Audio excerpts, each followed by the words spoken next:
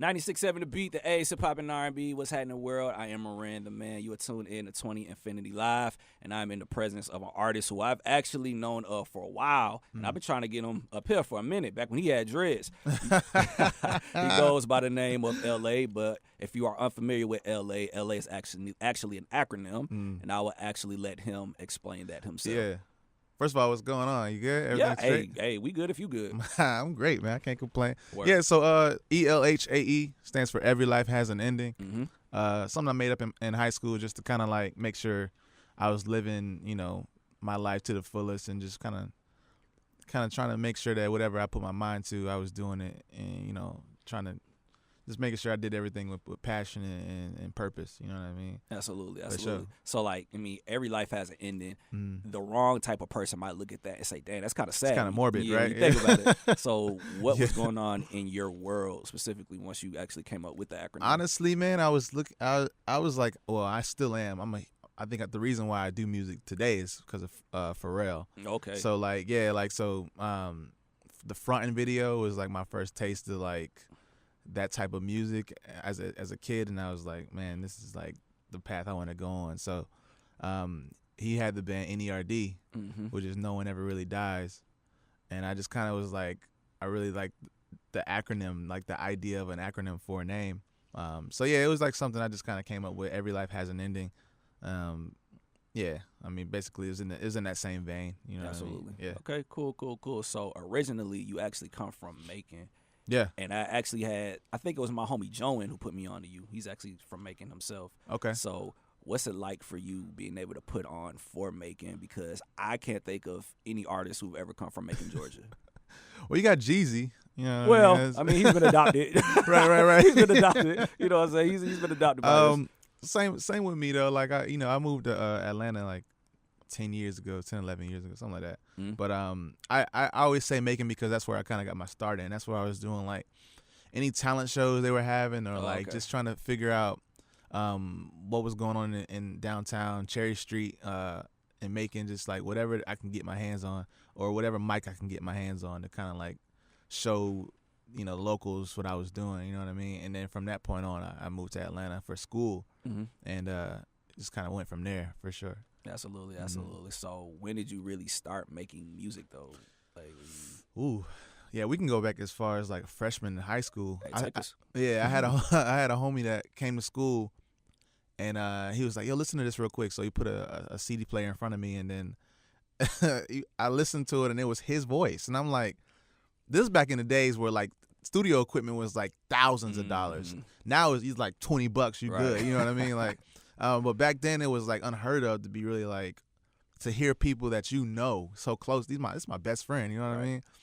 And he was like, "You should come over to the crib and like just kind of like lay some stuff down." And I'm like, "Okay, cool." So I go to the crib. First time I heard my voice back through speakers, I fell in love. I was like, "This is what I want to do for real." Great addiction to have. Yeah, and then here we are. Exactly, man. Getting interviewed on the radio, man. So yeah, man. I feel like you're one of those artists. When we first, well, if I'm speaking for myself, when I first heard you, it had such an impact. And here that was back in 2015. Yeah. And here we are now. You cut your hair. Yeah. It's like you're going through a phase, where it's kind of like you're rebranding yourself. Yeah, for sure. So what has been going on in your personal life that has brought you to this? Because even with your new album title alone, that feels like the sound of it, the title, it sounds like you've been through a lot. Yeah. I mean, 2015, I really got my start. I put a project out called Aura on SoundCloud, and that kind of like blew the hell up and got me my deal. I had a whole bunch of labels coming at me left and right, and I ended up going with Atlantic. And then after that, I just felt like pressure. It felt like a lot of pressure after you sign a record deal. I don't know how it is for a lot of other artists, but for me, I just felt like this enormous pressure. So with the project the two projects I released under Atlantic, which All Have Fallen, and then Aura 2, 2017. I just took a step back after that, and I was like, I'm not having fun anymore. Wow. You know what I mean?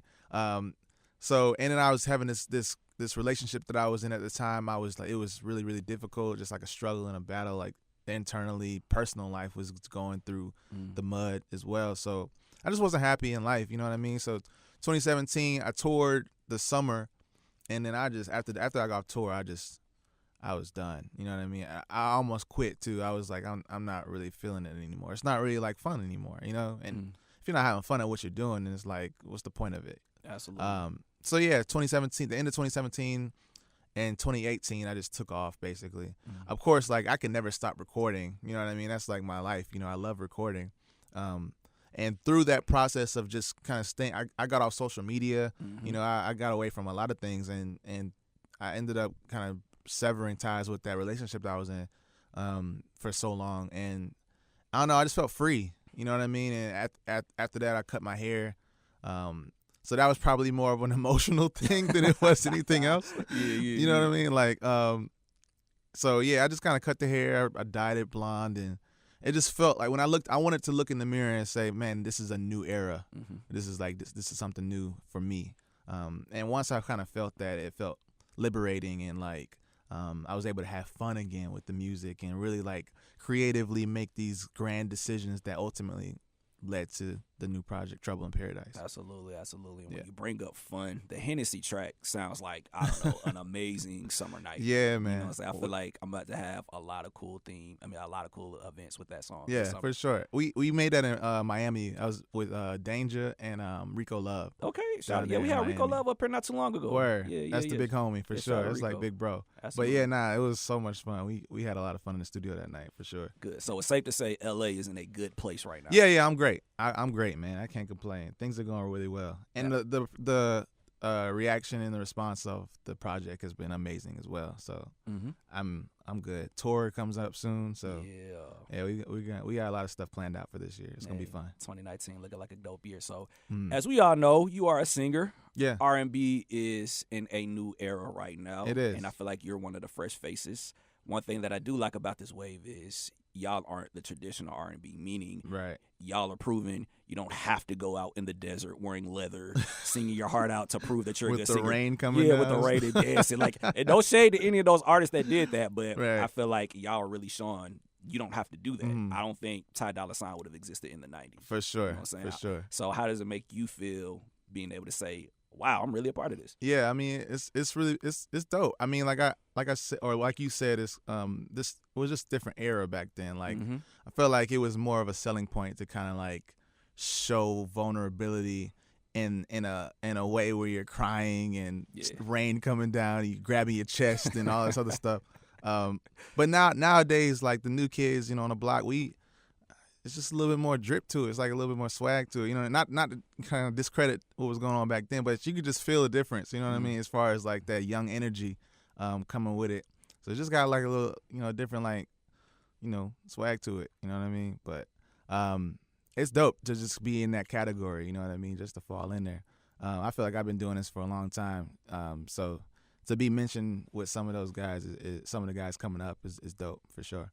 Absolutely. So seeing how we did talk about the past era, let's take a moment to pay homage to the era. So no. You're about to do it right now. Okay. Just follow me. So I'm going to pull out some records, and the first thing that comes to mind, just tell me how you feel. First thing that comes to mind. All right?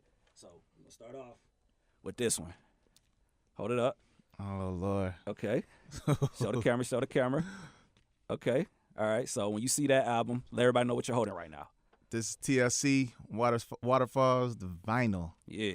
This joint is cold. Look at this album artwork, dog. I'm super big on album artwork, so like I didn't even know that this existed. This is crazy. Like the artwork with this. The record is crazy though. I love Waterfalls. I actually sampled it. It was supposed to be on Trouble in Paradise, and we ended up just releasing it on SoundCloud because we couldn't get the clearance on it. But I still love you, TLC. It's all good. You know what I mean? But yeah, amazing record for sure. I mean, you never know, man. You might be able to do a song with him one day. Oh, yeah. That would be crazy. You Absolutely. know what I mean? Yeah. Absolutely. All right, cool. Moving on. All right. So put this right. Yeah, now keep it right there. Right there. Oh, man. Yeah. In light of what's going on. In light of what's going on. I mean, come on, man. It's Thriller, dog. Right. Like, you know what I mean? Like, you can't knock Thriller, dude. Like, for some reason, like, not even for some reason. We all know the reason. It's just classic, bro. It's legendary. It's like you can't get away from it. It's been years. When did this come out, man? Like 84, 85? I didn't exist. 82. So 82. Wait, it could have been 80. Was it 82? It says 82. Yeah, there it is. Yeah. Yeah, man. This is classic, dude. Like, I'm talking all hits. Mm-hmm. All hits. Yeah. There's no bad song on that No album. bad song, bro. No bad song. You know what I mean? That's what every artist strives to be. You know what I mean? Is make albums like this, for sure. This is Absolutely. All right. Moving down, man. I don't even think we can go anywhere. Oh no, we can. Tell me we can't. Talk about it. Talk about it. I didn't even know you better bring this up too. Yes, sir. Prince, man. Yeah. Jesus.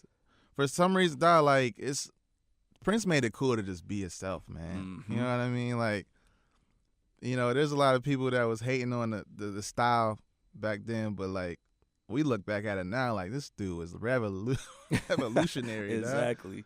Dressed like that, it could take everybody, girl. Man, and he could hoop. He could actually hoop. He could hoop though, yes, sir. Yeah. Nah, this is crazy, and this album cover is fire too. Absolutely. The girl in the back. Waiting on him, like, I see you with the purple on. It's all good. Word. Now, last but not least, because we got to do it for Georgia, classic. Last but not least, yeah. This isn't. I wouldn't say an R&B album, but it's definitely an Atlanta classic. So, okay. All right. Last but not least, talk to him about it, bro. Oh, come on. Talk to him about it. First of all, again, album artwork. Yep. Crazy. Just like ahead of time, man. Like comic book, like. First of all, like 3 Stacks is like the best rapper to me, like ever. You know what I mean? Like, the way and then Big Boy is up there as well. But like everybody knows, like 3 Stacks it was something different about 3 Stacks. He just had that like swag and confidence about him. But yeah, everything on here is crazy too. Damn, I remember Jazzy Bell. That's crazy. Yeah, it's you this get is lost a blast in time, from the past. man. Yeah, like. Crazy album, bro. Crazy album. Legendary in the city, too, for sure. Absolutely.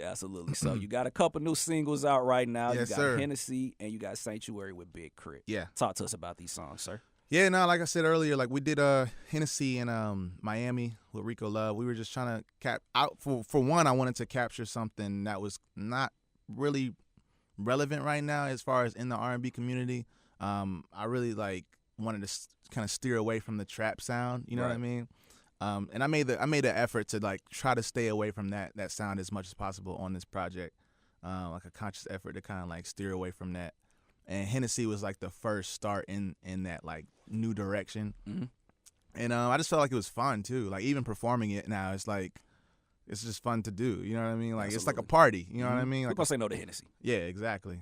Yeah, just pour up some Hennessy and just listen to the record. You'll catch a vibe.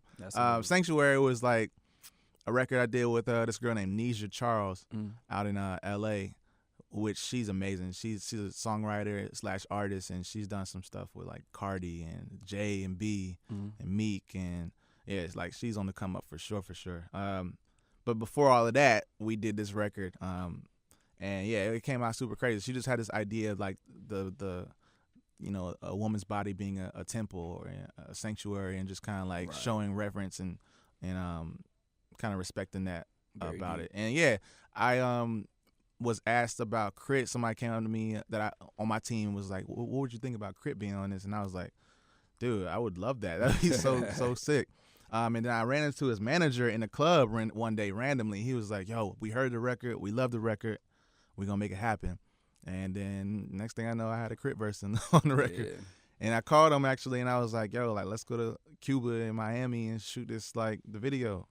And that's exactly what happened. The video was shot in Cuba and Miami, and it came out crazy for sure. Dope, man. You look like you really just in a good space, man. I'm great, dog. I mean, like, I'm a little tired. I just woke up. You know what I mean? But I'm great, dude. You know what I mean? It's all good. It's been fun, Absolutely, for sure. Everything's been great. Absolutely. So, like, in closing, what is the overall goal for you? Like, when it's all said and done, man, what's the goal for you? I mean, honestly, like, accolades and awards are like a part of it. You want to be recognized for the work that you do. I feel like with this project, I put so much time into it, almost 2 years into it, that I want to be noticed, and I want people to be aware of it. And that's kind of the goal for this year, is just to make more people aware of what's going on. You know, I have a great solid core fan base, but like, you know, trying to reach outside those walls and grab more people. I feel like when people do listen to the music, it connects on deeper levels than most artists out here.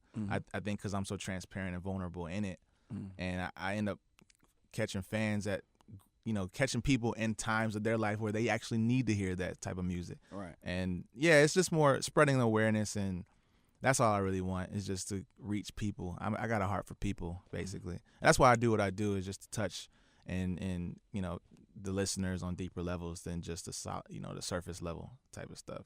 Absolutely, so yeah, man. for sure. All that sounds good. Well, I just want you to know personally, man, we rocking with you out here, man. Thank you, bro. Want to see you catch these W's. Want to keep Yes, winning, putting on for making. Yes, sir. You know what I'm saying? R&B sure. singers, all that, man. All that. My guy. Instagram, Twitter, SoundCloud, Apple Music. Plug yourself. You got a tour coming up pretty soon. Yeah. So just plug all that right now. Yeah. ELHAE is ELHAE stands for Every Life Has an Ending. That's everywhere, man. Any social media, just ELHAE. I got lucky in getting that name because it's just like kind of like a made up name. So basically, I got everything on it, social media wise. And then the tour starts April 28th, and it's right here in Atlanta. Starts right here in Atlanta. All 5, and make sure y'all pull sir. up, get them tickets. For sure. Yep. Absolutely. It's gonna be crazy. Man, yeah. Congratulations for you, man. Thank you, man. Congratulations in advance. Want to see you win, it. bro. I'm Moran Tha Man, 20 Infinity Live, LA in the building, 96.7 The Beat. We out.